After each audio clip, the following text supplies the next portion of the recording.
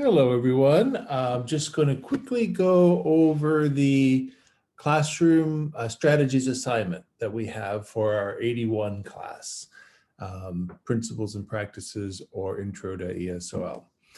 Okay, so basically this is an opportunity for you to have some focused observations of typical teachers as they teach a class of linguistically and culturally diverse students.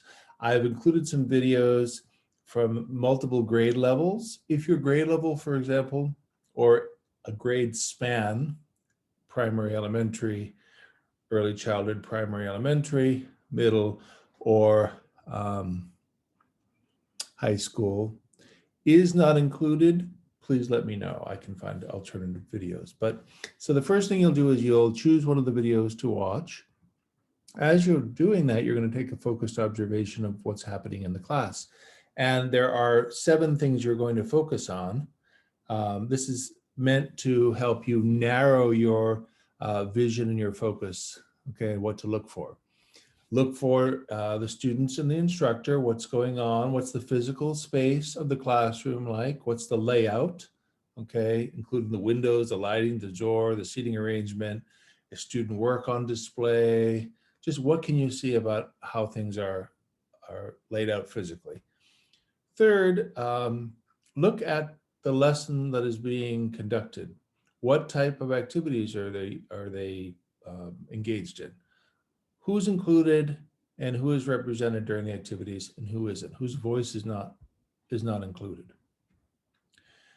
You want to see are all students being actively encouraged to join and participate.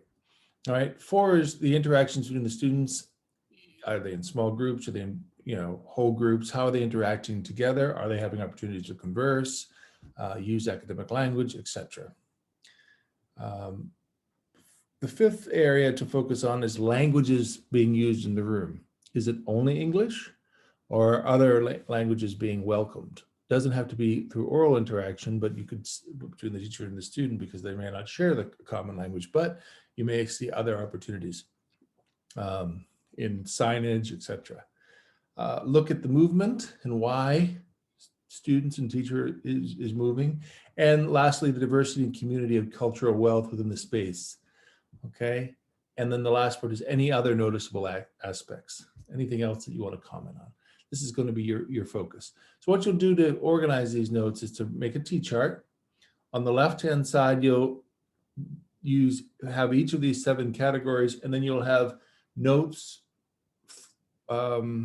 observational notes for each of those categories. Okay. Make them as detailed as possible. Okay. You're going to know only what you can see. I don't know these teachers. That's one of the great things about video instruction and video observation rather, is that you get to see teachers in practice. One of the downsides is oftentimes we don't know these teachers. We don't know these students. So we don't have a whole depth of understanding that we need to really do so make conclusions. All right. And then on the other side, so that's one side of the T-chart. The other side of the T-chart is you're going to connect your observations as best you can to what has been mentioned in our course readings or our videos and course resources. Okay. So I'll give you a ridiculous example just to make a point. So you're observing a math lesson, and all of a sudden the teacher stands on her head. And you say, okay, well, that's students and instructor. This is very strange. You notice, okay, teacher stands on his head for 30 minutes. Okay, but you're saying, oh, Soltero mentioned that when a teacher stands on his head, it's very effective instruction because blood flows to his head. So you write that on the right-hand side with a citation, Soltero 2010. Maybe a quote that supports that. Okay, maybe a paraphrase with the citation. That was a ridiculous example. Okay, don't stand on your head when you're a teacher. Okay, other than that, then you're going to observe and you write it up after the T-chart. Compare and contrast the lesson with what you've been learning. In other words, consider how our course content and reading support or conflict with what you see. I'm not asking you necessarily to evaluate the lesson. We're not in that position. As I mentioned before, we don't know the whole context, but I am asking you to kind of summarize what's going on and connect it to what we're learning, okay? Explain how you might improve the instruction. This is hard because a lot of people, a lot of students, many students, rightfully so, will push back a little bit and say, well, how do I know? I'm a beginning teacher. That's okay. I'm not expecting you to take the position of an administrator who's doing a formal evaluation, as I just said. Just, if something's glaringly missing or something you might want to see some change, we're change agents, right, as teachers. So this is your opportunity to explain that, share that, okay? So submit your T-chart and the comparative analysis in a single document. I'm not going to give you an exact page number because the T-chart could vary in size, okay? This doesn't need to be a very, very lengthy assignment, okay? It's okay to have, bullet point type notes, perfectly okay, okay? Teachers, when you're doing this as a practice, and you'll have an opportunity to do this with your colleagues, hopefully as a new teacher, you go into a classroom, you observe, and having a focused observation. Of course, you're not going to write out a dissertation for each observation. No way. So it's okay for your notes to look like the notes that you would take if you were doing a real observation of a colleague and you had a limited amount of time. Okay, so that's that. Hopefully that will clarify the assignment a little bit. The rubric is included, so read the rubric.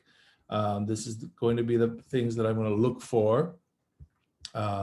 In terms of content, okay, there's just specific things that you're going to be looking for here in content and language, sheltered strategies, and reflection.